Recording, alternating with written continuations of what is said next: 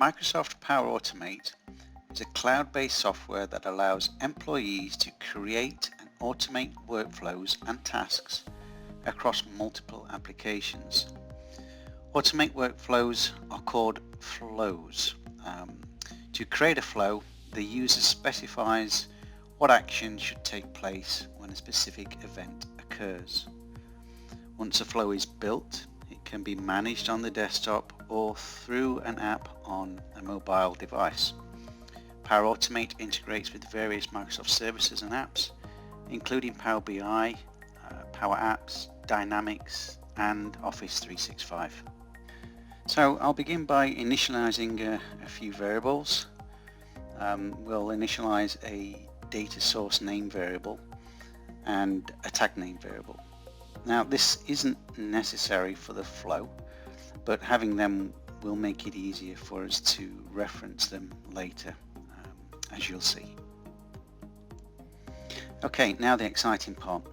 I'll add a new step and we'll look for the Industrial App Store connector by just typing in the first word there, industrial, into the action search bar. We can see all the available actions defined for different situations, but this time I'll only need to get the current value, so I'm going to use the get snapshot action. There are other available actions, as you can see. So this action needs two parameters, a data source name and the tag name. So I'm going to use those variables which we defined earlier. Now I'll run and save this flow to test it.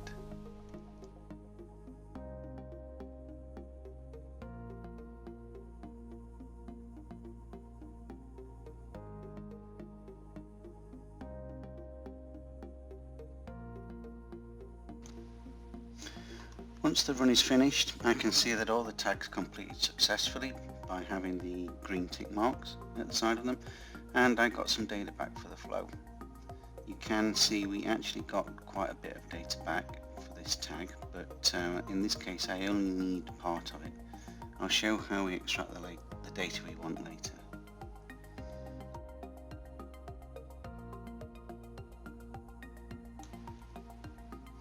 Okay, so now I'll add a new step and to create an email. I'll compose a simple message and reference snapshot values with built-in functions. I'll save it and test it, and if everything goes well, I'll get an email in my inbox showing the information.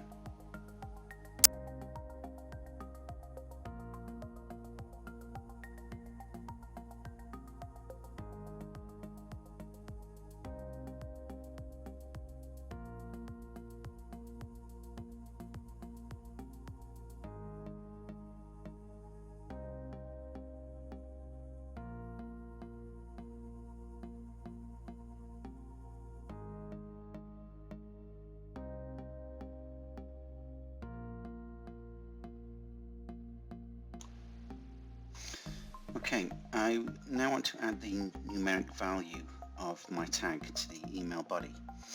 To do this, I add a numeric value function and change the name of the referenced tag.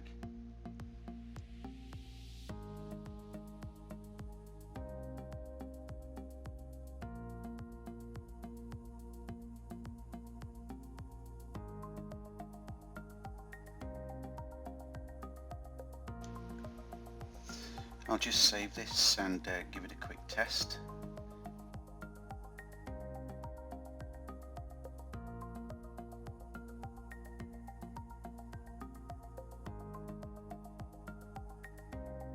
You can't see the resulting email, but it looks fine.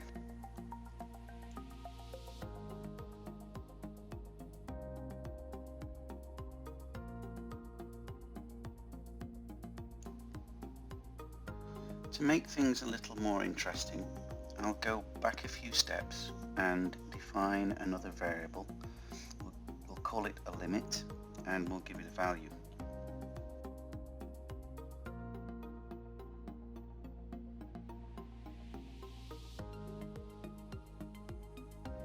I'll now add a condition step after the get snapshot step. Here we'll compare the value received by the Industrial App Store connector to our limit variable, and if the value is higher, I'll send another notification to our head engineer so he's aware that the measurement is high and he needs to do something about it.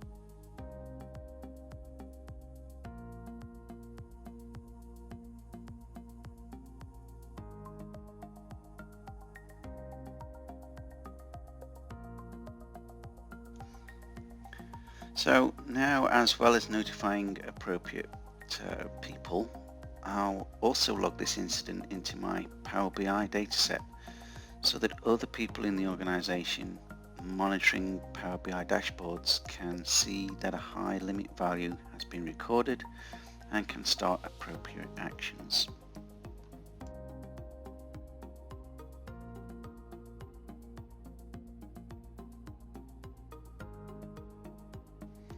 That's it for this video.